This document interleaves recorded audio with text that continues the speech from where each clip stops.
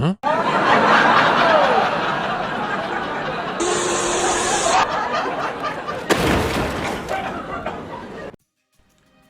global real economy is deteriorating as the COVID-19 pandemic continues on, and with the recent American protests, this could be more bad news for the global economy, possibly leading to a global financial crisis. Equities are volatile and fearfully in disparity with the real economy. To the common investors, it seems like there is nothing profitable worth investing in. It is feared that the recession might worsen if the number of COVID-19 cases increase significantly in potential viral waves. As a safe haven asset, Bitcoin has been growing for the past 1 year. Currently, Bitcoin as a digital currency is worth almost 43,000 Malaysian ringgit. Is it still a good time to buy more Bitcoin in Malaysia despite the global pandemic and chaos in America? Let's find out in this video report. Hello YouTube, I am Eugene with Blockchain 360. If you find this topic of discussion interesting, please watch on to the very end. Before we go into the main report, here is a short report on Bitcoin's long-term price action. Okay, so today is the 2nd of June. We just had a breakout on the Bitcoin charts, as you can see here. The other thing is, on this video, usually I would like to discuss more on the medium term and long term price action for Bitcoin. So the content that I'll be sharing today on this portion of the Bitcoin charts, try not to go into more speculative and short term deductions.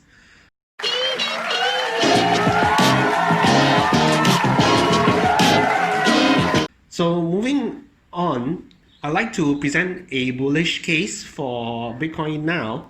I would think Bitcoin most likely will continue to be bullish for a few reasons.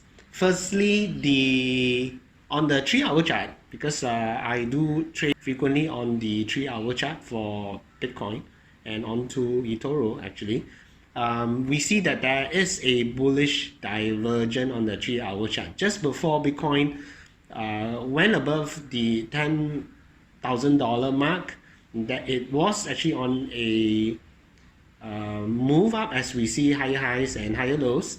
But before that, there was a bullish divergent case.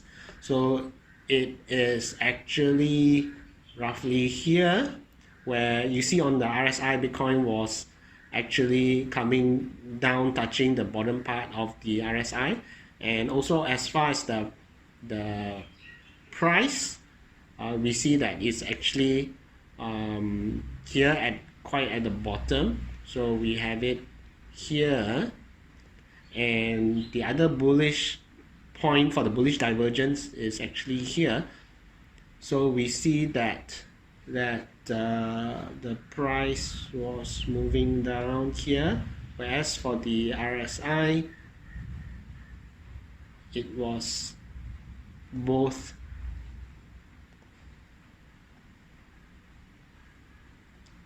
touching the bottom part. So we have part of the RSI. So we have so we have the price moving up because of this bullish divergence on the 3-hour chart. Also, another important point is that Bitcoin, now currently we are in the post-Bitcoin halving. So looking at the hash ribbons, we have the mark here. The Bitcoin halving was actually on the 12th of May. So we have another bullish case supporting the fact that Bitcoin probably will go on a more bullish ride very soon. Oh yeah. And then these people go from making like genuinely good comments to saying, oh yeah. The other point to take note, looking at the daily chart, is that now Bitcoin is above the 50-day moving average and above the 50-day moving average. It is very similar. Also, it's actually on the 21-week.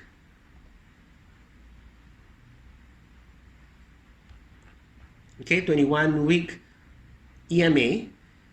This situation is actually similar to the case where Bitcoin was actually moving into the gradual incline phase out of the consolidation, going above the 21-week moving average, 21-week EMA graph, as we see in 2015. So what happened in 2015 was the price going in above that, it actually went back into the gradual incline phase and it went parabolic to the top of the gradual incline funnel. And after touching the top, it then crashed back down to the bottom of the gradual incline funnel.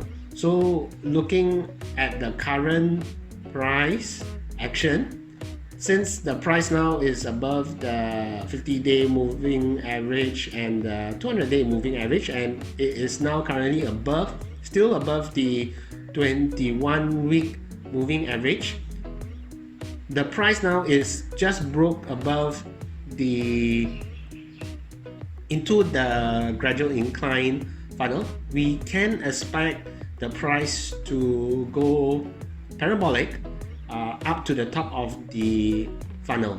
So that could mean that the price would possibly go into the price range of 14, 15 or 16,000 probably in the next few weeks to possibly anytime next few months. So we just have to wait on that. Now, also don't forget, we just had on the daily charts a golden cross. So looking at the daily chart,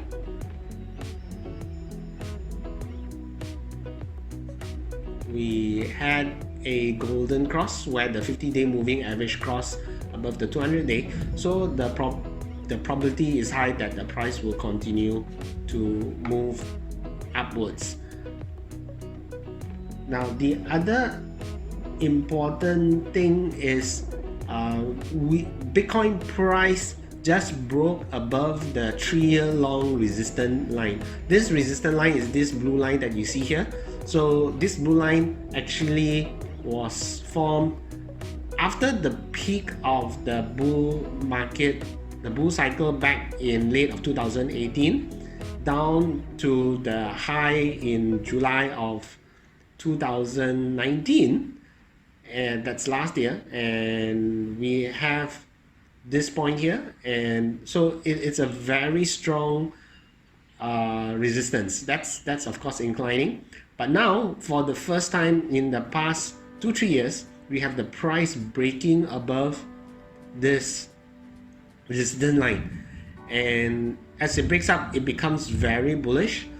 So these are the cases for Bitcoin being very bullish.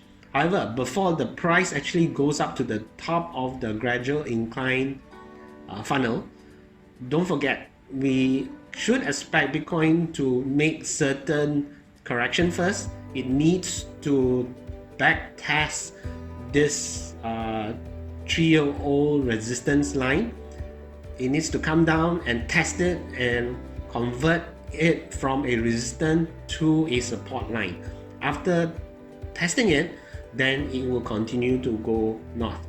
Again, this is just a thought that it may come down to test it, but we'll never know. So we have to see whether at all it will make that correction to back test it. Final point is that as the price goes up in the next few weeks or next few months to the top of the funnel, we should expect it to come down, make that correction and crash back to the bottom of the funnel. So it could be something like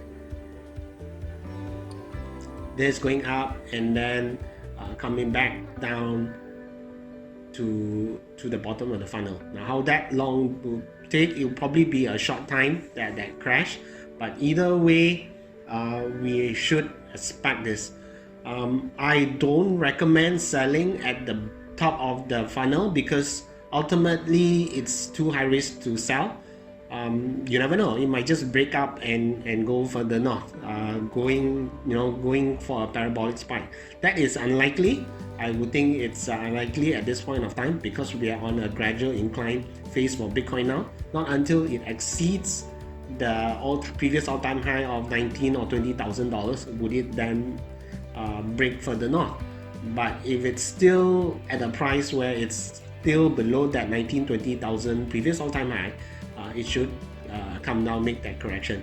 But either way, my suggestion is not to sell if it reaches the top. What we do is we accumulate Bitcoins, because at the point that it does come down, back down closer to the bottom of this gradual incline phase, it becomes an entry point for us to accumulate further, so that we get ready for the next phase, which would be the parabolic spike after Bitcoin slowly goes up and exceeds the $20,000 mark. So that's all I need to share on this portion of the video. Let's move on to the title story. With the MCO started back in March 2020, many Malaysians are stuck at home, either working from home or have been made jobless. In March 2020, the unemployment rate has shot up to 3.9% from 3.3%, and it may go up to 5.5% by the end of 2020, according to the Department of Statistics Malaysia, DOSM. Due to the businesses shut down during the coronavirus pandemic, roughly 2.4 billion ringgit, that is $553 million are lost each day. With more Malaysians staying indoors, many have thoughts of making money by just sitting at home or wondering what to invest in for a better future. Recently, in April this year, Malaysia has reported that cryptocurrency trading in Malaysia has surged as the country endures a lockdown extension as more Malaysians stayed at home. This is because recently, on April 3rd, Malaysia's Securities Commission has tightened regulatory securities and given a green light to 3 cryptocurrency exchange operators to legally operate despite the nationwide lockdown. They are Luno Malaysia, Tokenize Technologies, and Sinegy Technologies. This move probably has made as the financial authorities realize that it is beneficial for Malaysia's economy to move forward with cryptocurrency and Bitcoin adoption in Malaysia. Luno, the Malaysia's first fully approved digital asset exchange, mentioned that the local trading volumes on its platform shot up 33% over the past 4 weeks, as the increment of active users on this exchange has set a record high during that period. This means that Malaysians are able to exchange their currencies to Bitcoin legally and worry-free. As more Malaysians trade their currencies to Bitcoin, trading volumes will receive a significant growth, and additional new users will seek this as a good store value in difficult economic times. Tokenize Technology, the second fully approved exchange operator, has also encountered an increase in new user sign-up. Average daily trading volume increased from 30% to 40%, according to their CEO Hong Chi Yu. He also speculated that most Malaysians signed up but taking a wait-and-see approach when it comes to cryptocurrency investing, as he estimated that only 2% of Malaysians' population of over 30 million has adequate cryptocurrency knowledge. Soon, if the trend goes upwards, most Malaysians will pay or receive money by Bitcoin. Binance, one of the many online crypto trading platforms accessible by Malaysians, has released its own debit card back in April 2020. This allows users to spend their cryptocurrencies by converting them into fiat and piggybacking off established debit card networks. In Malaysia, some retailers or small business shops already accepted Bitcoin as one of their payment options since 2017, while the boom of Bitcoin happened even within Malaysia. And we were not the only country to approve this too, as the world faces a global economic crisis. More and more countries started to adopt cryptocurrencies. Indonesia's Commodity Futures Trading Regulatory Agency, also known as BPTI, has given the green light to crypto exchange in their country in March of 2020. As the pandemic starts during that month, a number of cryptocurrency users in Indonesia has boomed over a few months. Onfo, a blockchain team, reported that Indonesia has shown a massive growth on cryptocurrency adoption. The growth of usage is 4 times higher than the US, given that the two countries have the same population size. The reason of cryptocurrency growth was identified as the absence of a national credit lending system coupled with increasing smartphone penetration and the consequences of the coronavirus pandemic are also making Indonesia a ripe market for cryptocurrency disruption. Additionally, Indonesia is the world's 4th highest population in the world, and it is a home for a largely cash-based community and huge swaths of the population. This number also showed that up to 80% remain unbanked in the nation. Colombia recently adopted cryptocurrency due to most citizens and refugees who do not have a bank account due to trust issues. Thus, trusting in cryptocurrencies to do money transfer to their families. As of results, according to data published this month by Local Bitcoins, Colombia has set a new historical record in Bitcoin's P2P exchange. This new milestone has occurred in the midst of the coronavirus pandemic. Even the Colombian politicians seem to have understood the potential of blockchain and new technologies. Thus, the government of Colombia has decided to support from public institutions for educating citizens about the blockchain technology. These two countries alone have shown the world where cryptocurrency is the future, where the Covid-19 pandemic has flattened out the global economy. More and more citizens are investing into Bitcoin and cryptocurrencies. More and more countries are burdened with their own inflationary currencies and started to seek alternative plans to support their citizens to survive this pandemic and economic turmoil. Malaysia has taken its first step to do this, allowing Malaysians to trade cryptocurrency that might give hope to the reviving of the Malaysian economy. And soon, Malaysia might adopt blockchain technology in its different industrial sectors as well. What do you think about the rate of which Malaysia is adopting Bitcoin now? Do you think this adoption rate will be increasing even faster as Malaysians face challenging economic times ahead? Do you believe that Malaysia will be a leader for cryptocurrency adoption in the region? Please leave your answers and comments below. We hope that you have enjoyed this insightful video report. Please give it a like and do share it with your friends. To explore further on profitable Bitcoin analysis, please check out our live Bitcoin seminars and webinar events. The link access to the event platforms are listed in the description of this video below.